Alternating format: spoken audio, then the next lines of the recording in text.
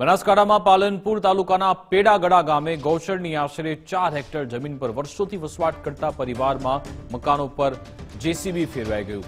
7 જેટલા પાક્કા મકાનો તેમજ ઝૂંપડાઓ તોડી પાડવામાં આવ્યા। કાર્યવાહી બાદ આશરે 25 જેટલા પરિવારો નિરાધાર બન્યા હોવાનો આક્ષેપ છે। પીડિતોનું કહેવું છે કે તેઓ છેલ્લા ઘણા વર્ષોથી અહીંયા વસવાટ કરતા હતા। આજે માથા પર છત ન રહી હોવાને કારણે તેઓ કલેક્ટર કચેરી પહોંચ્યા અને ન્યાયની માંગ કરી। અચાનક બુલડોઝર લઈને આવ્યા અને મકાન તોડી પાડ્યા। તેમની માંગ છે કે સરકાર અમારી વસવાટની કોઈ વ્યવસ્થા કરે અને અમને ન્યાય આપે। નાના બાળકો સાથે રસ્તા પર આવી ગયેલા લોકોએ કહ્યું કે કોઈ યોગ્ય નોટિસ કે વૈકલ્પિક વ્યવસ્થા આપવામાં નહોતી આવી।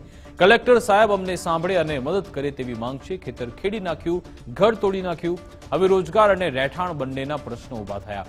તંત્ર વસવાટની વ્યવસ્થા કરે અને ન્યાય આપે તેવી માંગ કરાઈ છે।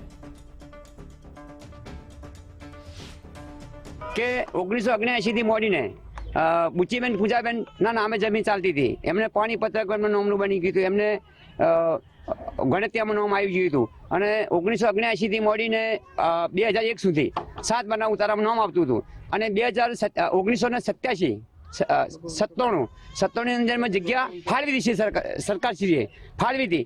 તે વખત ડોશી પટ ભરવા ગયેલી પણ ગામવાળાઓએ એમને અભમોને પટની જગ્યાએ દબાણની પાવતી વેરા પાવતી આપી એટલે મારી દાદીમાં અભમ હતા એટલે એમને તો એમ થયું કે મારે પાવતી મળી છે અને મારા ઉતારામાં નામ છે। અમારી જગ્યા 60-70 વર્ષનો અમારો ભોગવટો છે। અમારી જગ્યા જે છે અમને મળવી જોવે અને ગામમાં ઘણા ગૌચર છે, ઘણા દબાણ છે, એ પણ ખાલી કરાવો તો જ અમને થાય કે દબાણ દૂર થયા છે। અમારી એટલી જ રિક્વેસ્ટ છે કે અમારો હક અમને અપાવો। અમે છેલ્લા 80 વર્ષથી ત્યાં રહીએ છીએ તો સરકારે કોઈ એમને ત્યાંથી નીકાળ્યા નથી કે ગામવાળાઓ કંઈ કર્યું નથી। પહેલા અમે સાપડામાં પડી રહેતા હતા, 5-6 વર્ષથી અમે મોટા મકાનો બનાવ્યા, મહેનત કરી, મજૂરી કરીને અત્યારે બોર બનાવ્યો। ત્યારે ગામવાળાઓ વિરોધ ઉઠાવ્યો, થોડો બાજુમાંથી બી થોડો વિરોધ ઉઠ્યો અને હવે એમ કે છે કે ખાલી કરો। 7-8 મકાન બી અમારા પાડી નાખ્યા છે। બોરના પૈસા જે ભર્યા નથી એનું દેવું પણ ભરીએ છીએ અમે।